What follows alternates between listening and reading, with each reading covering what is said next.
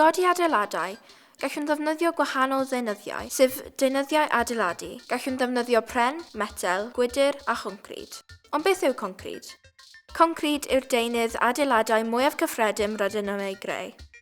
Rydyn nhw'n ei wneud o dywod, creigiau, cerrig man, a sement a dŵr. Mae Mr Concrit yn fod yn ddefnyddiol iawn a dibynadwy iawn wrth godi adeiladau, ffyrdd a ffontydd, ond nid yw'n cynaliadwyedd iawn.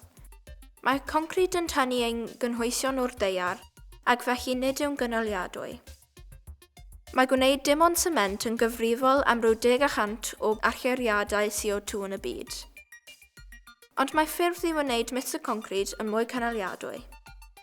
Gallwn leihau'r deunyddiau i greu concrit o ychwanegu plastigiau wedi'i hailgylchu a gwastraff mwynhau at y cymysgedd.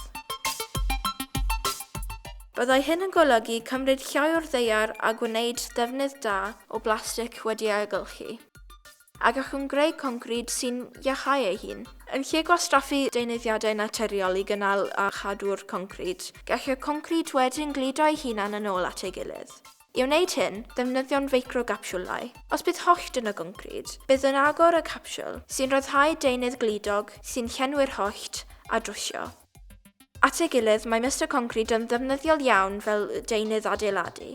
Rydym wedi datblygu llawer o dechnegau i wneud concrit yn fwy cynaliadwy, a byddwn yn datblygu rhagor yn y dyfodol i'w gwneud yn fwy cynaliadwy byth.